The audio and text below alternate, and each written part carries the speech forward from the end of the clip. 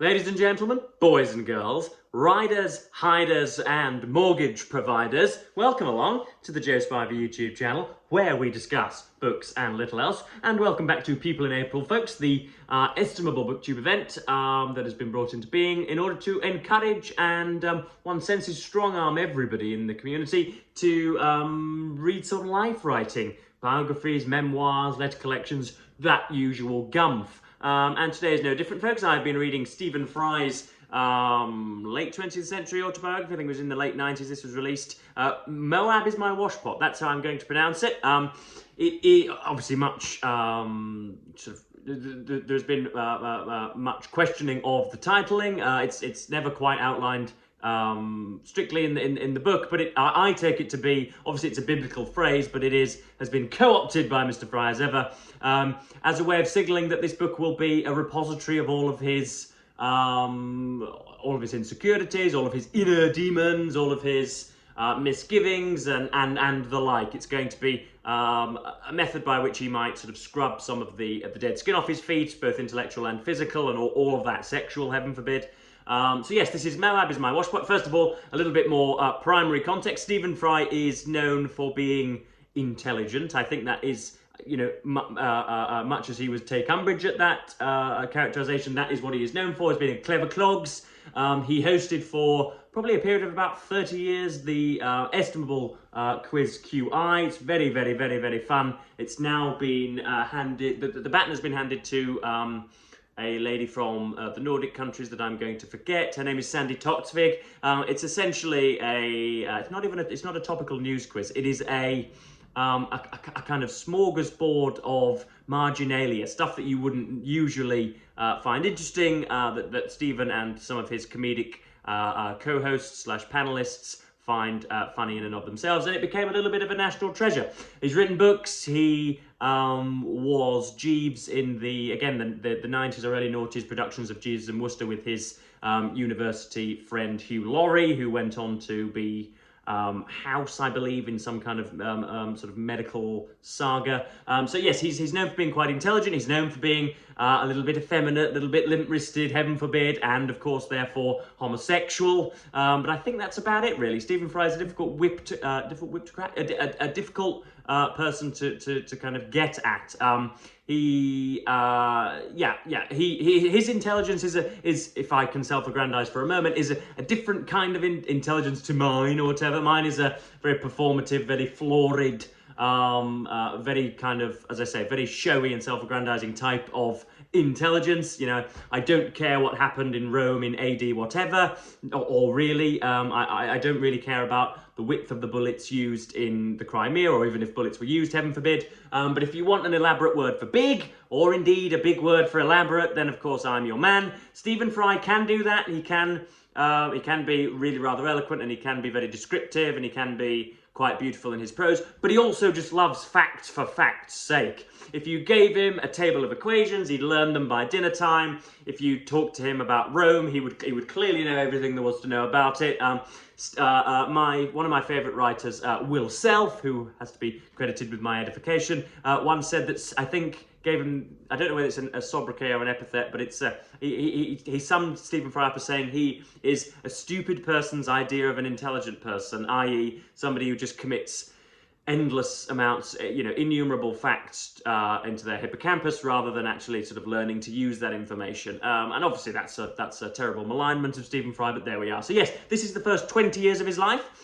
He goes to the effort of outlining the public schooling system that he went through at Stouts Hill and Uppingham Prep School and all that, and then on to Cambridge slightly.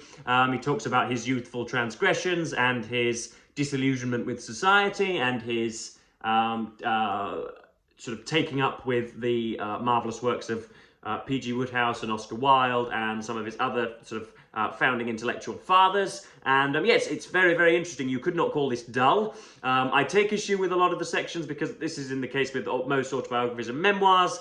You always sense that the person is at their desk checking themselves. It's not exactly a kind of popularized diary entry, because of course the person knows that it's going to be communicated to a wider audience rather than just as a kind of a cathartic reaching for their own soul. So you always have that, and it's forceful, it's digressive, it is melancholy at times, it is, as I say, cathartic, it is revealing, it's homely and hospitable, it's really genial, it's humorous, all sorts going on here. Fry, he really does try quite hard to let you know that he knows lots of the big words, like I do. You've got to do that if you've got it in your locker. But yeah, very, very, very, very, very enjoyable indeed. Boy, can he write a sentence when he wants to, anyway, when he's not being too ridiculous. Because yes, Fry was. I think it's since been announced that he has. Not crippling, clinical depression or whatever. Some part of his neurology predisposes him to melancholia or whatever, and self-immolation and all that. And so, yeah, lots of his kind of irreverent, naughty, slightly impish past of skullduggery, bits and bobs, stealing bits and bobs for just to pay for confectionery or whatever, all the way to stealing someone's credit card and going up to the Ritz and buying yourself a 3-piece tweed suit or whatever. So there's lots to go for here. He ends up in police custody at the age of 15 or 16.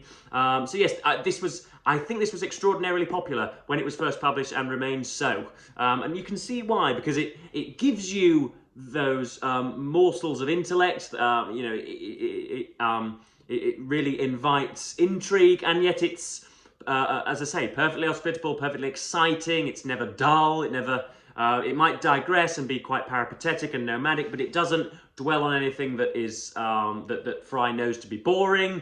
So yes, it's really rather marvellous, and I've got plenty of sections to read out, so we might as well get on with it so that we can read them all out. I inevitably end up foreshortening my videos and omitting some of the final 2 sections on occasions, but not today. So this is talking about when he's about 5 or 6, and he has to. We've all probably had this experience at school when you have to knock on a teacher's door, and you're very aware that that the classroom into which you're about to walk is filled with older students that are 3 and 4 and 5 years your senior, and therefore you feel a natural unbidden trepidation, and he's talking about this now. No one in life, not the wartiest old dame in Arles, not the wrinkliest, stoopingest Cossack, not the ponytailist, venerablest old mandarin in China, not Methuselah himself, will ever be older than a group of seniors at school. They are like Victorian photographs of sporting teams. No matter how much more advanced in years you are now than the age of those in the photograph, they will always look a world older, always seem more capable of growing a bigger moustache and holding more alcohol. The sophistication with which they sit and the air of maturity they give off is unmatchable by you, ever. The laughter from inside Mr. Kett's room came from 9 and 10-year-olds, but they were 9 and 10-year-olds whose age I will never reach, whose maturity and seniority I can never hope to emulate. There was something in the way their laughter seemed to share a mystery with Mr. Kett, a mystery of olderness that turned my knees to water. I pulled back my hand from the door just in time to stop it from knocking and fled to the changing room. There we have, as I say, the trepidatious and skittish young Stephen Fry there. One criticism, well, a few criticisms of this. He seems to recall some of the incidents of his earlier life with novelistic clarity. That he seems to have the pertness and the shapeliness and all of the perfection of a novel. Obviously, our memories don't work like that. Goodness me, witness testimony is a huge indicator of this. We barely remember what we had for breakfast and the shade of fur on that recent squirrel, let alone the intricate conversations that we had about very, very impactful issues when we were 6, 7 and 8. But Stephen Fry seems to remember every kernel, every curlicue, every pithy remark, and you sense that he is embellishing the text, which is all jolly fine, and he, I think, sort of, his tongue is sharply embedded in his cheek when he is recounting some of these. But yes, so the next section, this is a really dreamy section. This is a pulling on the heartstrings, if you will. This is talking about his love of music, and it just goes to show that he obviously is talking about stealing confectionery and fancying some of the boys in his dormitory and, faffing about with the phallus, but then all of a sudden gets really rather serious, really rather nice. This is talking about his love of music and his inability to actually it's just outlining what he believes to be the virtues of music. Other arts do this too, talking about side effects, but other arts are forever confined and anchored by reference. Sculptures are either figuratively representative or physically limited by their material, which is actual and palpable. The words in poems are referential. They breathe with denotation and connotation, suggestion and semantics, coding and signing. Paint is real stuff, and the matter of painting contains itself in a frame. Music, in the precision of its form and the mathematical tyranny of its laws, escapes into an eternity of abstraction and an absurd sublime that is everywhere and nowhere at once. And that is, I've never thought of music like that, folks. I think I've popularised or publicised my opinion on this channel very often, in that I very rarely listen to music at all. I think it romanticises thoughts and estimations of a situation. If you have a line of poetry that you want to write, if you have a paragraph novel, if you have a perception of an individual that stored up inside you, and you listen to music, it's therefore going to be improved and romanticised dependent on that music. I do think it's artificial. Obviously, it sinks into the soul and can, you know, make you cry and make you clamour and make you cleave and all of that, but I'm not a huge fan of music myself, but I want to be, now that Stephen Fry has written about it in such rhythmic prose, I suppose we might describe it. The next section, this is about his not acquisition of language, his acquisition of a love of language, and of language as a highly wrought urn, and something to be something to be used for not just one's own advancement, but used as a kind of extracurricular thing in and of itself. You don't just use language to communicate an idea, but language can be itself gorgeous and can be an object of perfection and something that warrants admiration in its own right. Obviously something that we appreciate on this channel. So this, admittedly we are preaching to the converted, but there we are. So this is, talking about language and about a weird malaise in Britain about, against the intelligentsia, the idea that white-collar workers' opinions shouldn't be regarded with as much reverence as blue-collar workers, somehow, in some weird way. He goes into it here. Language was something more than power then. It was more than my only resource in a world of tribal shouts and athleticism and them, the swimmers and singers. It was also a private gem collection, a sweet shop and a treasure chest. He talks about his inability to do any sport, to perform any sport with any proficiency. But in a culture like ours, language is exclusive, not inclusive. Those on easy terms with words are distrusted. I was always encouraged to believe that cleverness and elegance with words obscured and twisted decent truth. Britain's idea of a golden mean was, and still is, healthy inarticulacy. Mean, certainly, but golden, leaden, I think. To the healthy English mind, a phenomenon we will dwell on later, there is something intellectually spivvy, not to be confused with spivey, of course, something flashy, something dewy about verbal facility. George Steiner, Jonathan Miller, Frederick Raphael, Will Self, Ben Elton even. How often that damning word clever is attached to them, hurled at them like an inky dart by the snowy-haired, lobster-faced Garrick Club buffoons of the Sunday Telegraph and the Spectator. As usual, I scamper ahead of myself. So that's an example. That's a prototypical example of the diatribes that Fry indulges in. I think, obviously, to the betterment of the text. So yeah, it describes a very, very weird phenomenon in Britain. I've experienced this myself, just because of a slightly plum-throated voice and a little bit of flamboyance of language. I am put in line for a little bit more scrutiny than otherwise would be, as regards sort of immigration onto the British landmass or whatever. This is an opinion about which I am quite really rather certain or whatever, and I've committed it to this channel on numerous occasions, and I've had bald, dissatisfied idiots that tell me I shouldn't have that opinion because of, I don't know, immutable characteristics like cleverness or like centre parting of my hair. Whereas if I talked like that and I was in like a boiler suit and I was screaming at the camera, therefore somehow my opinion's more valid or something. It's a weird phenomenon that is, I think, peculiar to Britain, but there we are.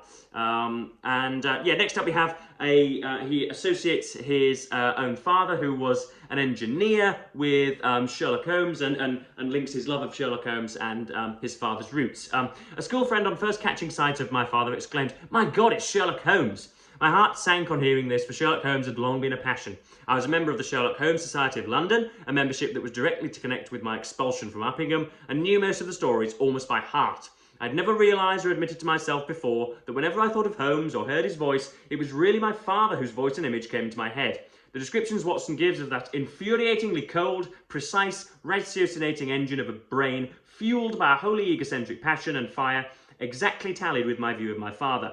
Like Holmes, my father would never think of food, creature comforts or society when the working fit was upon him. Like Holmes, he had a great musical gift. Like Holmes, he could be abominably rude to those close to him and charm itself to total strangers. Like Holmes, he delighted in piquancy and problem-solving for their own sakes, never for gain or fame. Like Holmes, he combined dreamy abstraction with ruthless logic and an infinite capacity for taking pains. Like Holmes, he was exceptionally tall, strong and gaunt. So you can see both the love for the father and for the Holy Ghost, Mr. Sherlock Holmes there. And then the final section here, this is about, what is this about? Oh yeah, this is about him being humorously devious, talking about, even though he is a self-avowed homosexual, he does indeed, he has indeed, what might we say, climbed the pinnacles of womanhood as well. So here we go. This is talking about a very early girlfriend when he was presumably about 15 or 16. We were up in her room listening to Don McLean's American Pie. Again, that ages this text. I have no idea who Don McLean is or what American Pie is. That's my own ignorance plastered all over YouTube. We were up in her room listening to Don McLean's American Pie, as one did in those days, marvelling at the poetry of Vincent and how it spoke to us, when she remarked that it was odd that we had never screwed. I had told her early on that I was probably homosexual, but she did not see this as any kind of impediment at all, as no dutiful woman should. It was a perfectly satisfactory experience. It was not as I'd imagined from that horribly misogynistic scene in Ken Russell's The Music Lovers, which seemed to suggest that because Tchaikovsky was attracted to men, he must also have vomited at the touch of women.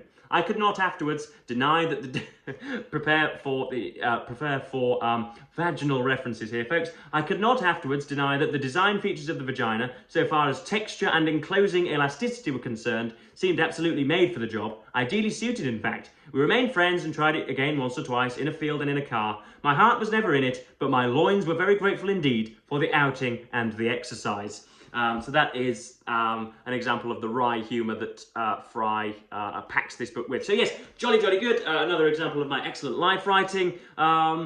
Goodness knows what's coming at you next, folks. I'm a little bit of an interstice. I am hopefully getting hold of Liz Truss's new book, 10 Years to Save the West, a lesson from the only conservative in the room, as I believe the subtitle. So I'll be reviewing that for Open Letter Review, hopefully, or at least, yeah, if I can get hold of a copy, I can spit a review out. Yeah, see what it is Miss Truss has to say. And then, I don't know, I've got a few biographies, obviously, that I've touted on this channel that I might delve into, but I don't really know after that, because I was deeply disillusioned and put off by Heffer's huge biography of Powell that I found uninviting and uninteresting. But there we are. I'm not going to waffle on anymore, and I'm going to thank you all for watching BookTube, and say goodbye.